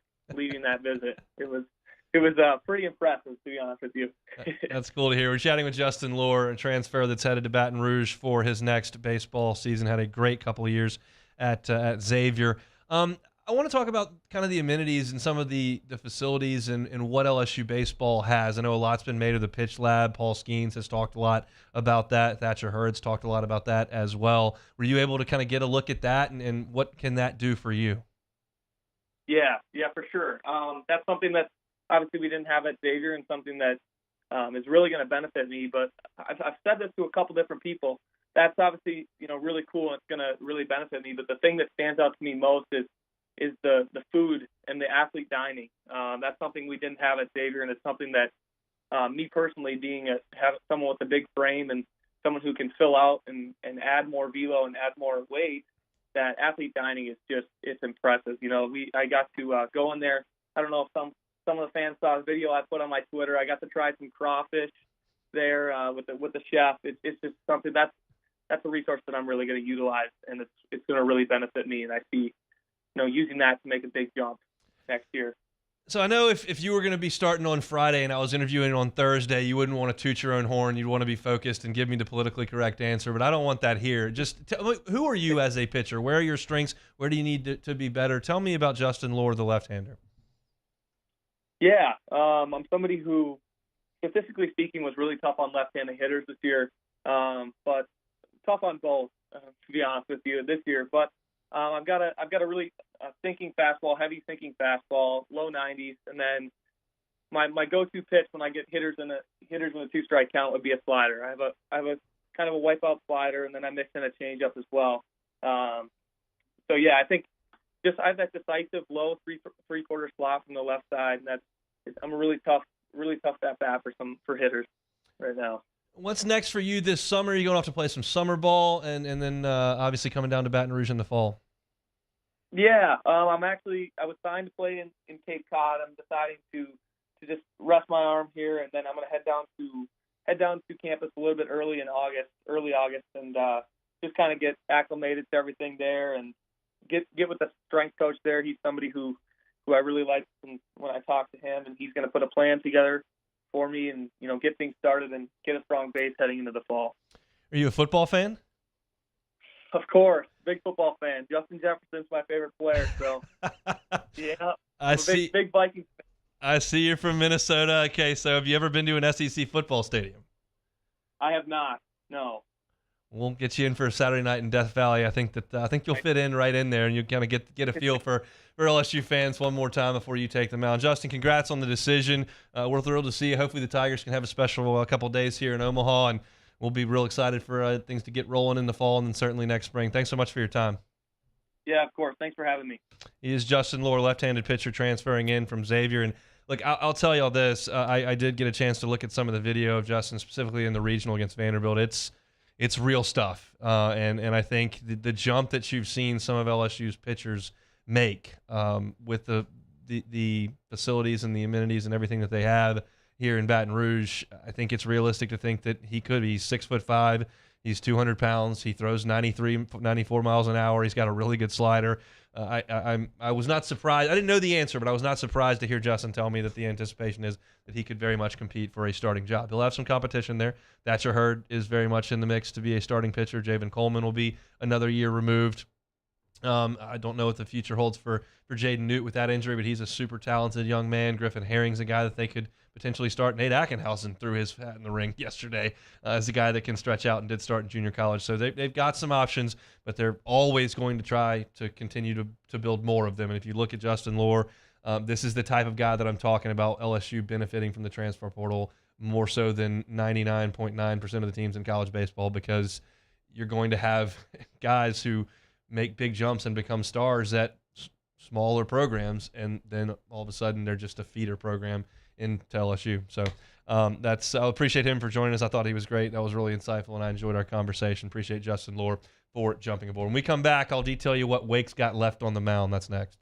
Hunt Palmer on 104.5 ESPN Baton Rouge. One Bath and Closets, onebathandclosets.com is the website. David Duvall and his team have been in the game for 30 years, redesigning and remodeling bathrooms and closets. Maybe it's a full-scale bathroom renovation. Maybe you've got an aging parent who doesn't want to move out of that home but may need some assistance in the bathroom, like a walk-in tub. They can do that as well. Tub-to-shower conversions they specialize in. You just got a tub sitting there in your bathroom that you don't ever use. You don't have a 1-year-old like I do that has to take a bath every night. Put in a gorgeous glass walk-in shower. It changes the aesthetic of your bathroom, changes the functionality of the bathroom, and it's just one phone call or one visit to the website away. Go to onebathandclosets.com, schedule that free consultation, look at some of the pictures of their great works, look at the testimonials from David and his team. I can promise you this, when David Duvall and his team at One Bath and Closets show up to your home, they're not going to finish the job, get on to the next one, have it break down, and then have to come back and fix things a month later. They're going to do it right the first time and leave the competition behind. OneBathAndClosets.com is the website, OneBathAndClosets.com. Our listeners fire off their opinions on the JimsFirearms.net hotline at 499-1045. Keep listening for your next chance to shoot us your thoughts with the JimsFirearms.net hotline on 104.5 ESPN Baton Rouge. When is a taco more than just a taco? When it's Government Taco. Voted best tacos 3 years in a row by 225 Magazine, Government Taco puts the most delicious spin on tacos the capital area has ever seen. With creative combinations like the Magna Carrot, the Filibuster, or the Steak of the Union. Plus perfect tortilla chips paired with the best salsa and queso you've ever had. And happy hour every day from 3 to 6 p.m. and all day on Thursday. Government Taco, 5621 Government Street. Turn my music high, high, high, high, yeah. You don't know what you're doing. Sure I do. I'm from the streets where the hood can swallow on me. Bullets will follow on me. There's so much that you could run the slalom. The cops comb this top to bottom. They say that we are prone to violence, but it's home sweet home. Where personalities clash and chrome meets chrome. Prices up and down like this Wall Street. There it is, the extra mile, on the border of expected and extraordinary, for those willing to go further, like vans customized for work or play, with safety and tech to keep you connected, supported by a 5-star sales, service, and finance team, and backed by the 1-star you know. So go the extra mile. It's never crowded because so few have what it takes to go there. Mercedes-Benz Vans. I've been doing business with Luba for 25 years. They're dependable, trustworthy. It's just the attention to detail with our clients. Our folks have years and years of experience. They're highly trained professionals. But many companies have that asset. What I'd like to think makes Luba a bit different is that we use those talents in a way that truly is dedicated to serving the needs of the folks who depend on us. Gulf Coast Office Products is a nationally recognized Savin office equipment dealer based right here in Louisiana. Over 100 employees strong, Gulf Coast has the boots on the ground to support all vertical markets from education, engineering, legal, and finance. With the latest in office technology from desktop to production segment units, Gulf Coast and Savin have the perfect fit for you. Call 225-756-2644. That's 756-2644 for Gulf Coast Office Products.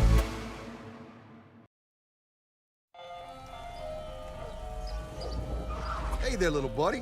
What's the matter?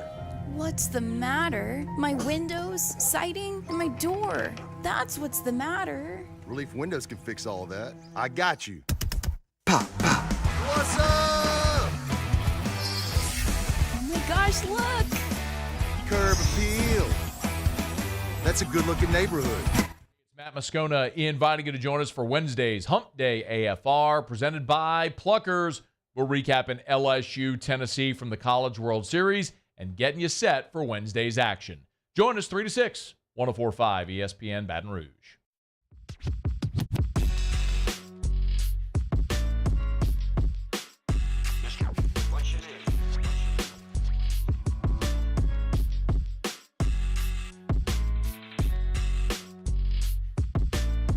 You're listening to Hunt Palmer on 104.5 ESPN Baton Rouge. TCU just had the tying run thrown out at home plate. I don't know what happened on the play. I saw the ball hit into the outfield, and it looked like a runner from second would score running backwards from where the guy picked it up. But they hit the cutoff man and threw him out by a reasonable amount. I don't know if he stopped coming around third, tripped, got an awful jump. I don't know. But in any event, he got thrown out at home plate. And Florida's clinging to a 2-1 lead there as they play on in the fourth inning. LSU and Wake tonight coming up in about 3 hours and 45 minutes. And here's what Wake Forest has in terms of pitching. I saw this question being asked a lot. Their ace is Rhett Lauder. He threw on Saturday. He threw 100 pitches. He will not pitch today. Josh Hartle is who LSU saw on Monday. He's their number 2. He threw 107 pitches. He will not pitch today. Everybody else is ready to roll for Wake Forest. And so that leaves, of their elite, high-leverage, go-to guy arms, that leaves 5 guys. Seth Keener is basically their number 3. They've started a couple different guys in game 3s, but he's basically their number 3. He's also pitched a little out of the bullpen. He threw on Saturday. After the delay, he threw 19 pitches. He hit the first guy he faced and then struck out 4 guys in a row. Those were the 5 guys he faced. They've got Sean Sullivan, big left-hander. He threw 25 pitches on Saturday. He's good to go. Michael Massey, we saw for 13 pitches on Monday. He is nasty coming out of the bullpen. He's good to go. Camden Manasseh has pitched in both games, Saturday and Monday, but only a total of 24 pitches. He's a one-inning guy. He's basically their closer. He's got electric stuff. LSU saw him on Monday, but he's ready to roll. And then Cole Rowland is the guy who looks like he's on drugs.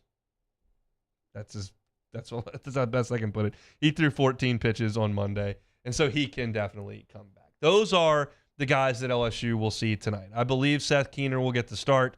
I believe Sullivan, Massey, Manasseh, and Rowland will be in line behind him in some way, shape, or form. This is, in my opinion, maybe a taller task than even asking Griffin Herring and Javen Coleman and Gavin Guidry to get Wake Forest out in that ballpark. LSU is up against it in terms of what Wake has on the mound. They are swing and miss arms. They have been great all year in a tiny ballpark, and that is a problem. Seth Keener is 8-1. He's got a 2.18 ERA. He's thrown 66 innings, and in those 66 innings, he's got 90 strikeouts and 16 walks. That ERA, once again, 2.18.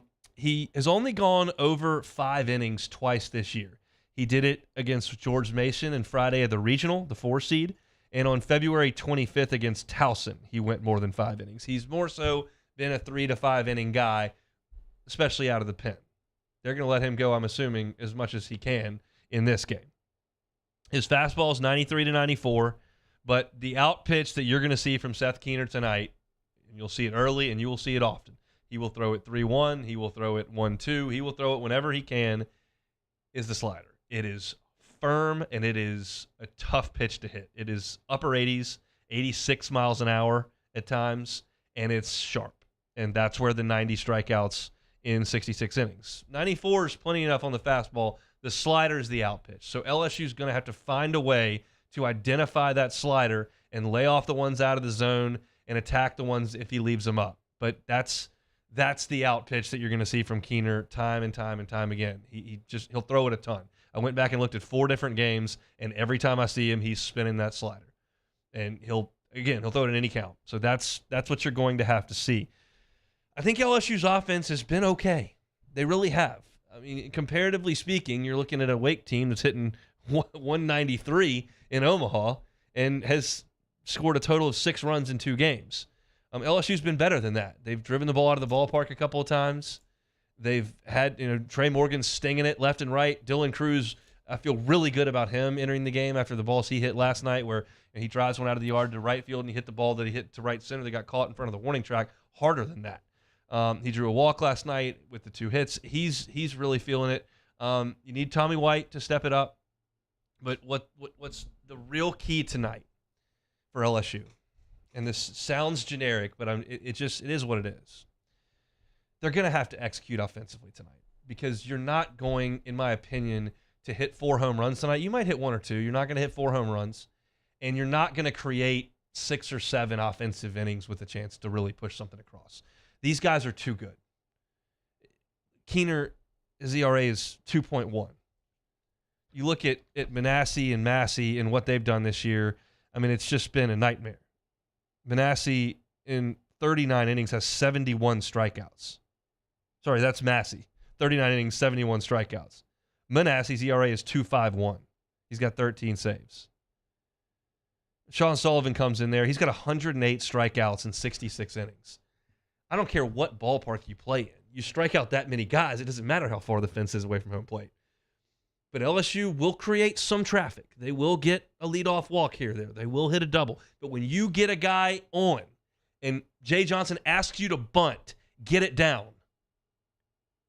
If you've got a runner on third and less than 2 outs, I need the ball in the outfield.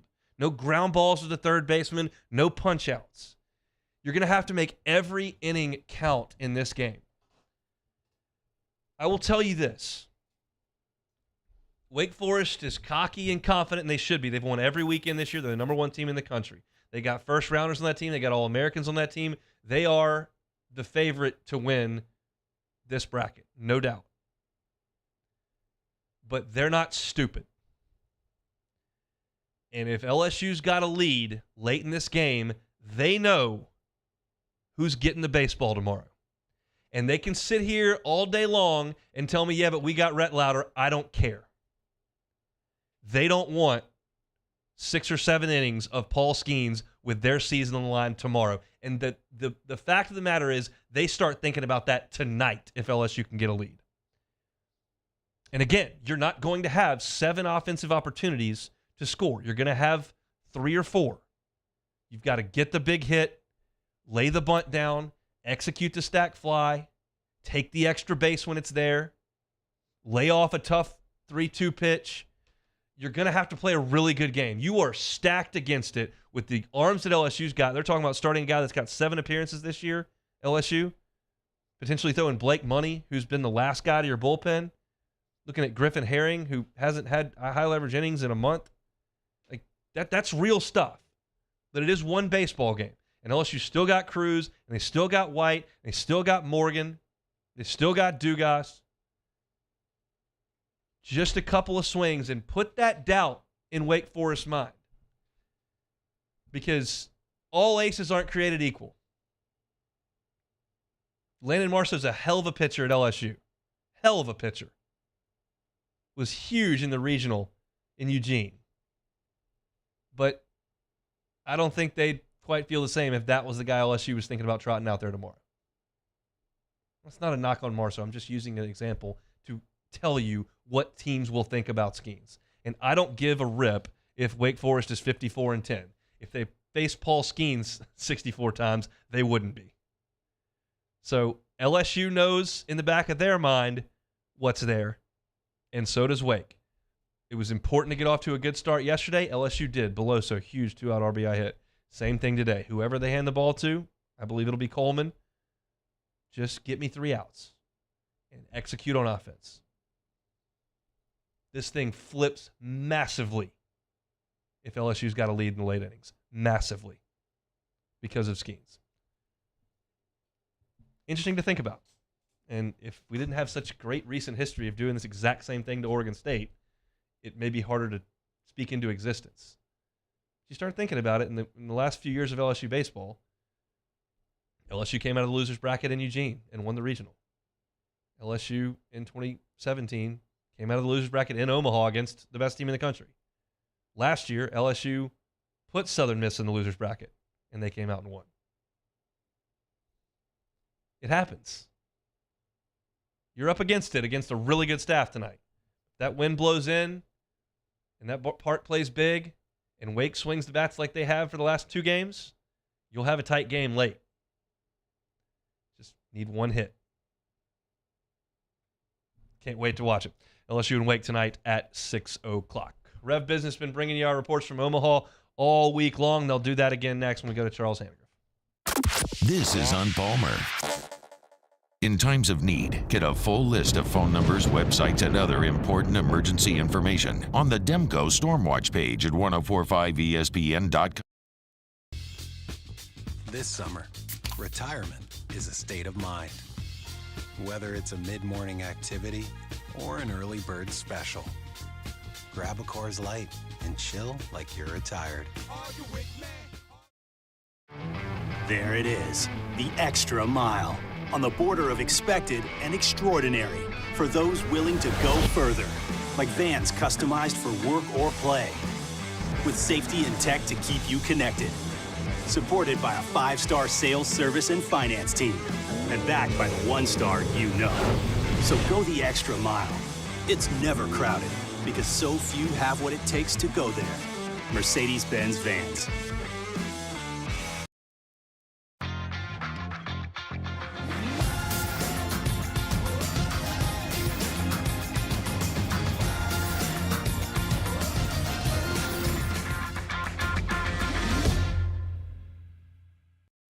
Electricity is all around us, and our families depend on it.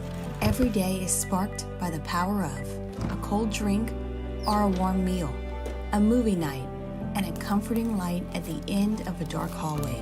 From sunrise to sunset, playtime to bedtime, our team is ready to take care of your electrical needs. Even in the case of an after-hours emergency, the light in your life shines brighter with Mr. Electric.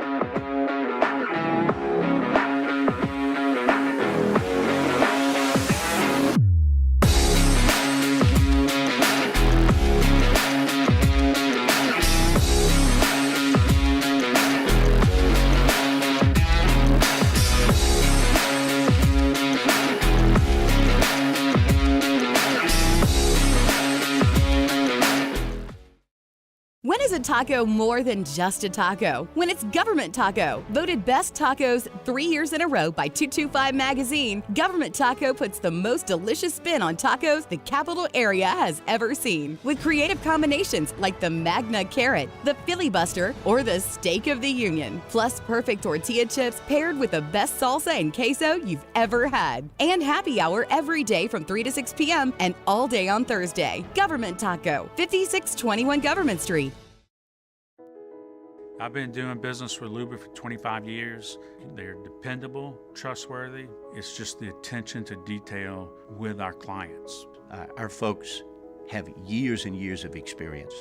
They're highly trained professionals, but many companies have that asset. What I'd like to think makes Luba a bit different is that we use those talents in a way that truly is dedicated to serving the needs of the folks who depend on us.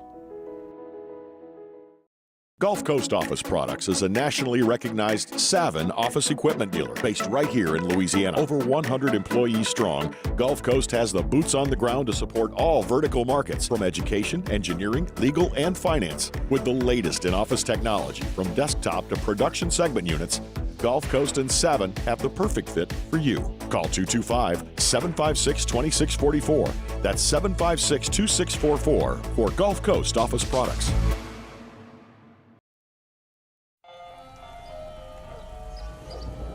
Hey there, little buddy. What's the matter? What's the matter? My windows, siding, and my door. That's what's the matter. Relief Windows can fix all that. I got you. Pop, pop. What's up? Oh my gosh, look! Curb appeal. For a Thursday edition of Off the Bench, as we recap LSU versus Wake Forest from the College World Series, plus Chef Michael Johnson joins the show for a new edition of Munchies, and we preview the NBA Draft. Off the Bench, 7 to 10 a.m., 104.5 ESPN Baton Rouge.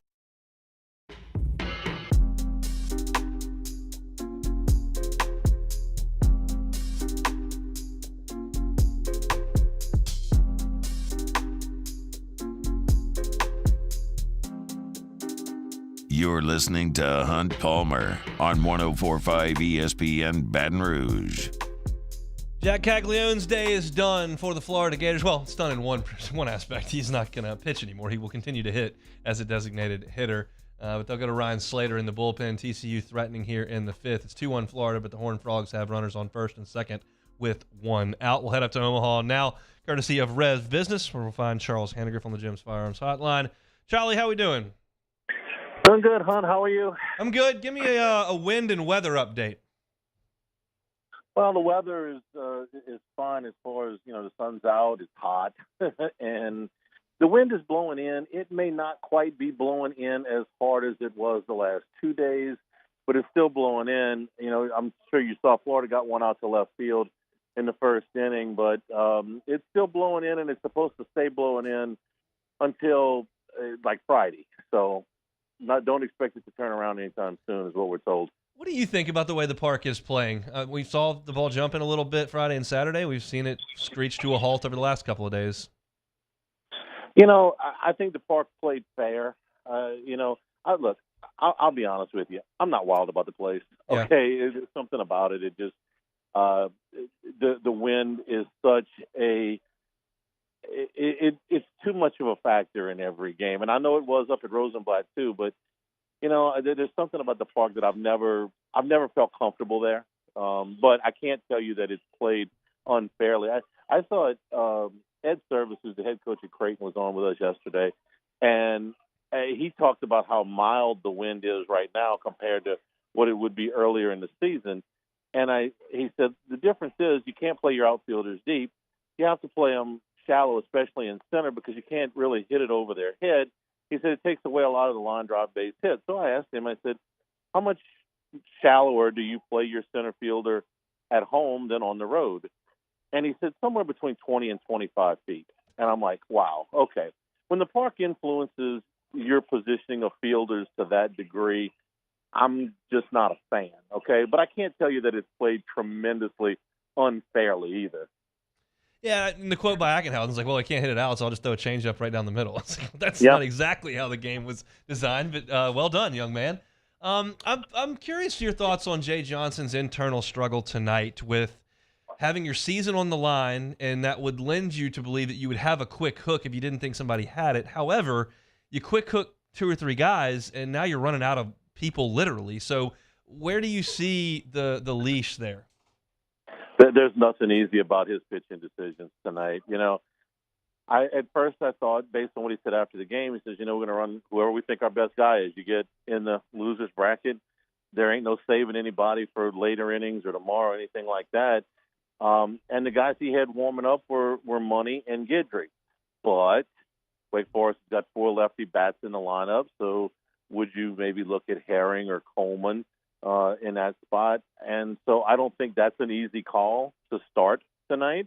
I don't think it's an easy call when you got to take people out. I would say to you that the starting pitcher is probably on a two-run hook, something like that. I mean, if he gives up a solo dinger in the first and another walk, I'm not going to pull him. But after that, yeah, you got to kind of look at it. So 2 runs and another base runner, something like that. Who is the most likely pitcher to give LSU some length? It doesn't necessarily have to be the first guy that takes the ball, but somebody's going to have to eat 3 innings at some point, 3 or 4. Out of the 4 guys I just named, I think Herring is the most likely, but he's never pitched up here. When Guidry went out, the first the moment was pretty big. He gave up a home run. But out of that group, I would say that Herring is the most likely to be able to extend. Charlie Hanagriff up in Omaha. Coverage from Omaha all week long, brought to you by Rev Business. The catcher switch last night. I don't know of any injury to Travinski. I don't know if he did that for defensive purposes in a low-scoring game or what. But what do you think about tonight at catcher? I would go with Milazzo again. I thought he was phenomenal behind the plate, and I thought he was worth about a half a dozen strikes that he framed up for Ackenhausen last night. He's a better defensive catcher. Travinski's biggest attribute is his ability to hit the ball out of the park. Well, the odds of him doing that tonight are not great. You pretty much got to hit it down the line if the wind's anything like it was last night. So I like the move. I realize you sacrifice some offense, but again, I don't know that it's all that much, given Travinski's propensity to hit long fly balls. On the other hand, let me back up on that other question. I just thought of something. I know you remember a pitcher named Daniel Bradshaw. I faced him in high school, yeah, in a playoff game. Okay. We did not win. If Daniel Bradshaw had played his home games at the Hoover Met, he would have been an All-American. Because why? Because it's very hard to hit the ball out of the park there. Maybe Blake Money might be able to extend here, because what's Blake Money's biggest liability? His propensity to give up home runs.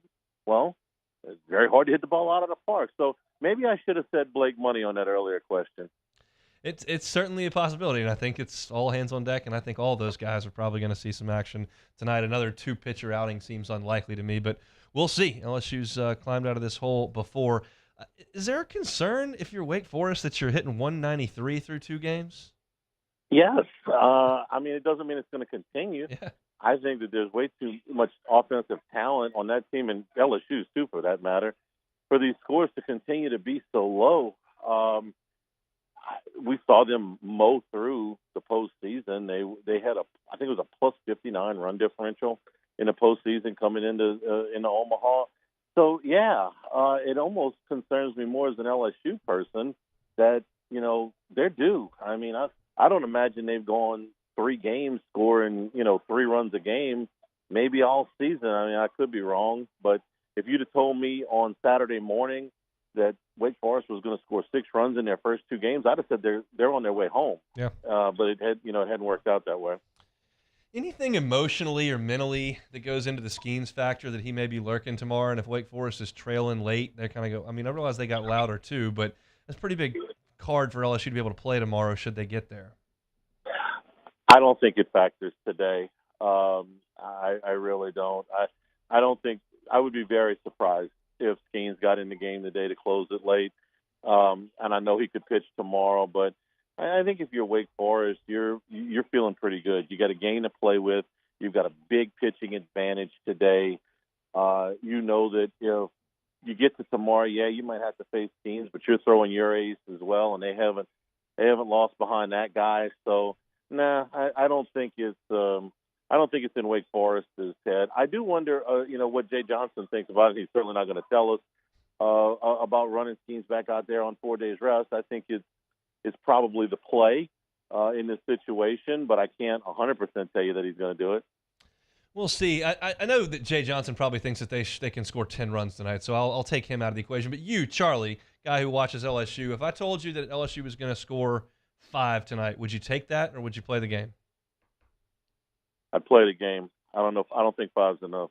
Okay. And I realize that there hadn't been more than 6 runs scored by anybody. I just think it's due, that there's a big offensive explosion coming. Maybe I'm wrong, but I think it's going to take more than 5 runs to win the ball game tonight. All right, Charlie, enjoy it. We'll talk tomorrow. All right, hon, thanks. Charlie Hanagriff up there in Omaha, brought to you by Rev Business. We appreciate them so much for letting Charlie and Jimmy check in with us on all the shows throughout the week. It's no doubt been a fun week for them up there in a place they hadn't been in 6 years, and hopefully it continues a little bit more. Just so much to dive into with this game. It's 2 of the most talented teams in the country, and somebody's got to go out there and make some plays, and hopefully that team is LSU this evening. We will take one more timeout, quickly check up on the score on TCU in Florida. Horned Frogs leave the bases loaded in the 5th inning. It is 2-1 Florida as they play on in the top of the 6th. Come back and close things out next. This is on Palmer.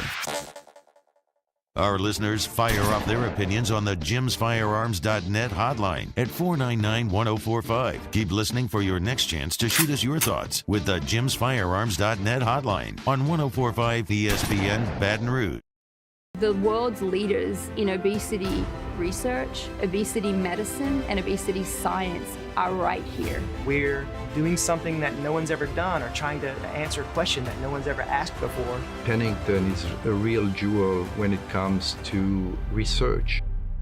We are finding the solutions to the world's worst chronic disease, which is obesity.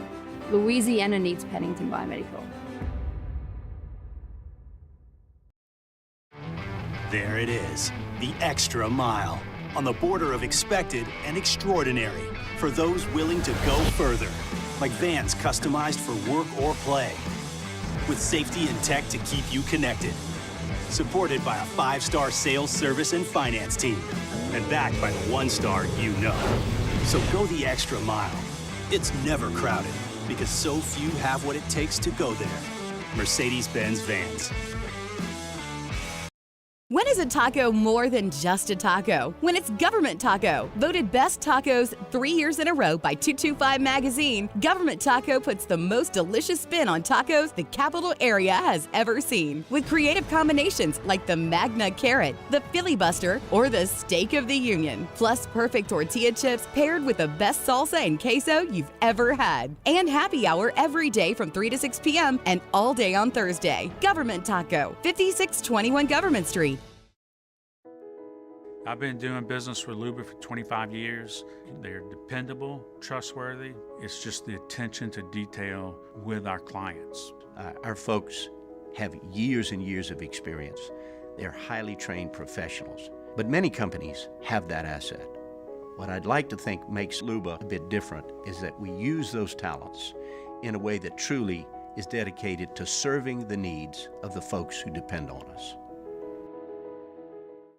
Gulf Coast Office Products is a nationally recognized Savin office equipment dealer based right here in Louisiana. Over 100 employees strong, Gulf Coast has the boots on the ground to support all vertical markets, from education, engineering, legal, and finance. With the latest in office technology, from desktop to production segment units, Gulf Coast and Savin have the perfect fit for you. Call 225-756-2644. That's 756-2644 for Gulf Coast Office Products.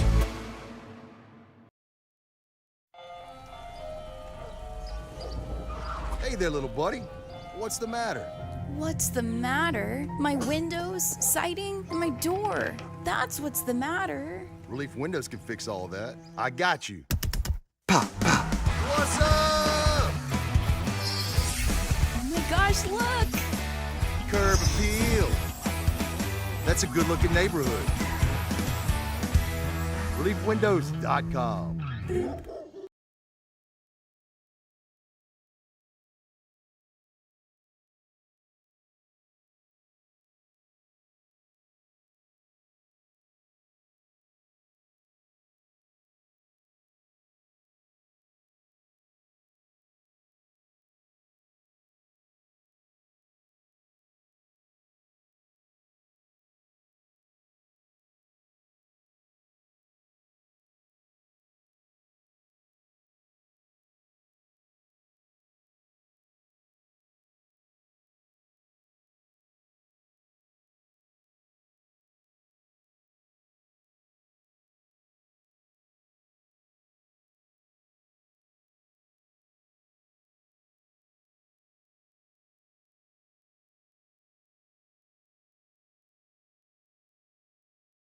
Jimmy Ott and Charles Hanagriff live at lunch. It's live from Omaha at the Ameristar Sportsbook, brought to you by Supreme Rice. Thursday edition of Live at Lunch from Omaha, 11 a.m. to 1 p.m. right here, 104.5 ESPN Baton Rouge.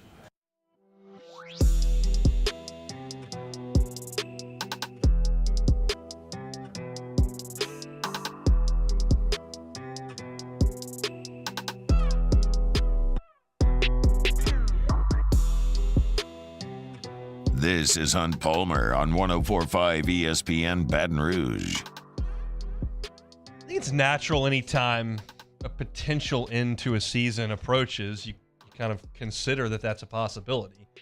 And I had some people after the loss to Wake Forest asking me, is this season a disappointment if they don't win? What would be considered a success? How far do you have to go? And LSU's had so much success in Omaha late in the College World Series. I mean, Skip never lost the final. And so, when Mainieri got to the 17 final and lost, I didn't get a lot of, man, that's a disappointment. I think that was a little bit of a different circumstance because they got to the final and they lost their number 3 pitcher in the middle of the College World Series. And I think that, you pair that with having Russell Reynolds out there who had not started a game all year and you're asking him to start in the championship series, it kind of opens the door for that's a really good run. And with this team, the expectation that we're on these guys and the high-end prospects that they have, yes, if they don't go all the way and win the thing at a certain point, it will be very disappointing when that season comes to an end without ultimately winning the national championship. But reaching the Final Four is an accomplishment, and it's good. I mean, they've won 2 games in Omaha, which is very, very good. Let's see if they can keep it rolling. Because I do think there's a path here. It's not the one that you wanted to see when the brackets came out, because I came on this show and said, hey, for Skeens to pitch in the championship series, you're going to have to start 3-0, and they didn't. So he's probably not. But I do think he would pitch tomorrow, and I think he would give him a great chance to win tomorrow, which means tonight is the toughest battle that they will face because they're facing a loaded pitching staff with the end of theirs. Still a baseball game. Can't just line up and blow people off the ball for 4 quarters like football. Throw it down the post to a 7-footer against a bunch of 6'3" guys that can't handle him. You go out there and play baseball, so anything can happen. LSU's a significant underdog statistically this game, but hey, you put a couple good swings on balls and throw the ball over the plate as a pitching staff, you can get stuff done. We'll see. Let's play some Take It or Leave It. All right, first one here. Brennan Miller said in an interview session yesterday at the NBA draft that I actually don't think LeBron is the GOAT of basketball. My GOAT of basketball is Paul George. Take it or leave it. Is it the Fresno State GOAT? Is that what we're looking for here? Is that the? Yeah, I think that's what he meant, hopefully, anyway. I'm going to go ahead and leave that one. That can't be a serious quote. I saw it. I saw him say it in the interview session. There has to be something behind that. He's either got to be joining some brand with Paul George, or there's got to be something more than I just think Paul George is the best player. That doesn't check out on any level. But whatever. I'll leave that, Brandon. Roll Tide. Bob Huggins resigned after his arrest for suspicion of DWI. Huggins' career is done. Take it or leave it. I'll take it. I mean, he obviously was in a great situation for him, and he's had a lot of success in West Virginia, and he made a pretty massive mistake on radio a couple of weeks ago. And West Virginia still allowed him to keep his job. But you keep making mistakes and keep doing things the wrong way. Eventually he catches up to you. He's way up there in age now. He's got those 2 kind of stains recently. It just doesn't feel like he's gonna coach again. So I will take that. I don't think Bob Huggins will be coaching any more basketball. A group at Bandon Dunes Golf Course, or that's a golf complex, I guess. Resort? Yeah, resort, whatever you want to call it, is walking 72 holes in a single day for the summer solstice. Take it or leave it. That's tough because I'd be in for maybe 72 holes if I had a cart. No cart. But you turn the walking on and you may have lost me. I can't. I will walk at St. Andrews if I play. I will walk I walked at Cypress Point when I play. Like, if you've got a situation like that, I'll walk.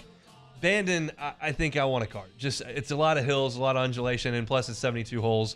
I'm very much pro golf cart. I'm very much anti-walking, the push cart, the whole deal. I despise it. Get in the golf cart, let's go. I'm out here to do two things, hit golf shots and drink beer. And if you're doing that and you're walking, you're slowing it all down. So I like the golf cart. I'm in for 72 holes in a day. That sounds fantastic. I would do that. I just don't have the walking in me. That's too much. Apparently they're teeing off at like 5:40 a.m. and they're going to play, I guess it's dark real late out there in Oregon. So that's a full day. All right, last one here. The Los Angeles Angels GM Perry Manassian said that they are highly unlikely to deal Shohei Ohtani if they remain in playoff contention this summer. Ohtani will be an Angel for the rest of the season. Take it or leave it. I'll take it. I think you got to try to re-sign him. I don't think they're going to be able to do it. But some of the statistics that are coming out here, and I realize that we don't talk a lot of Major League Baseball here, but like he leads the majors in home runs, maybe slugging percentage. There's like 5 offensive categories, and he leads baseball in opponent batting average. Like he leads baseball in lots of offensive categories, and he's the toughest pitcher to get a base hit off of. It's just he very well could be the greatest baseball player ever lived. And I don't think anyone ever watches him because the Angels are never good and they're on really late for 90% of the country. And people just don't care. And it's amazing. I haven't watched him nearly enough. I will admit that. But you just look at some of the statistics he's piling up. We've never seen anyone like this. It's absolutely unbelievable to watch the way that Shohei Ohtani plays. And for him to start the All-Star game as a pitcher and hit third, it's just obscene too. That guy is nuts. So that's it for Take It or Leave It. Speaking of Shohei Ohtani, Jack Caglione did get the start for Florida this afternoon. He did not make it out of the 5th inning, but his team is in good shape. Florida leads TCU 2-1 as they play on in the 6th. TCU has had opportunities, and they just have not been able to cash them in. And once again, we look up at this College World Series, and even though TCU did throw technically their ace on short rest here, and have come back with one of their better relievers, and Florida's gone to a really talented guy who's their 3rd starter. It's 2-1 in the 6th. Like they're just not much offense. And the more and more I see this, the more I just think that if you throw it over the plate, you're going to give yourself a real chance to hold teams down. And if you create a low-scoring game that's around, the winning team scoring 3 or 4 runs, by factual definition, the game has to be close because they're only going to score 4. You're always in striking distance. And that's kind of the way I feel about this game against Wake. When you look at LSU and Wake, on the stat sheet, LSU looks like they're in huge trouble. And they might be. But if you negate the pitching edge by allowing lesser pitchers to throw the ball over the plate and let hitters wail away and not be able to change the scoreboard with home runs, you negate the pitching advantage a little bit. I mean, Wake's going to throw guys that strike more guys out, but if you can tell me that LSU's going to walk 2 or fewer guys in this game, I think they'll be in it. You start to walk 4, 5, 6 guys, you're going to lose. But we'll see. This has been a really good team all year. They have been a resilient team all year. They're a talented team, and I think they got a real shot tonight. And if they win tonight, boy, does that set it up for tomorrow, because I think it would be louder, and I think it would be Skeens, and that would be one heck of a show for the right to play in the College World Series final. It's a tall task, but we've seen LSU do it in the very recent past, so hopefully they can get it done tonight. First pitch from Omaha is at 6 o'clock tonight. If you want to listen to it, you can catch it on our sister station, Eagle 98.1. They'll start up the pregame show at 5:30. That'll be Bill Franquez, Doug Thompson, and the voice of the Tigers, Chris Blair. Of course, you can also catch it on ESPN. We'll be talking about it tomorrow. Very much looking forward to it. When we if you want to go check out the show on demand, you can always do it. 1045ESPN.com's on-demand tab, Apple Podcast, Spotify, Google, YouTube. Anywhere you catch your audio, you can catch us every single day. The full audio is uploaded, as well as some segments here and there that Beck and Casey pull and post. We started the show, as you'd expect, talking about LSU's win over Tennessee, which was really fun last night, by the way. Sending those guys home was a good thing. We opened with that. Chris Demouy joined us. He was actually in Denver, but he'd been in Omaha for the last couple of weeks. Had a little hoarse voice. That's all right. Demouy was helping the home team up there in Omaha, so we appreciate Demouy for making some time for us. It was a What If Wednesday. I talked about a few things. What if you could have one LSU game all time played over? I gave you my answer on that. We talked about LSU's catching situation.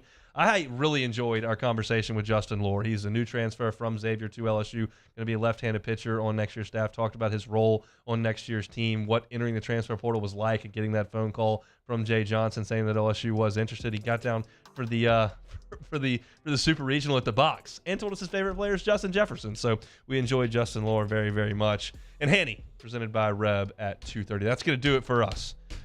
So got to go lock in and watch some baseball. And that's about to drive you home on After Further Review. We will see you tomorrow chatting with Joe Healy from up there in Omaha and hopefully previewing a blockbuster matchup. We'll see you tomorrow either way. It's the Hunt Palmer Show.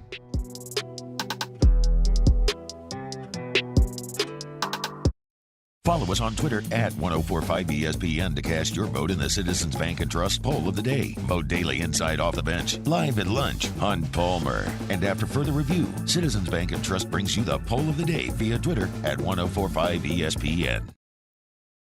The Windsor Senior Living Community in Mandeville, Louisiana is a beautiful, vibrant apartment community geared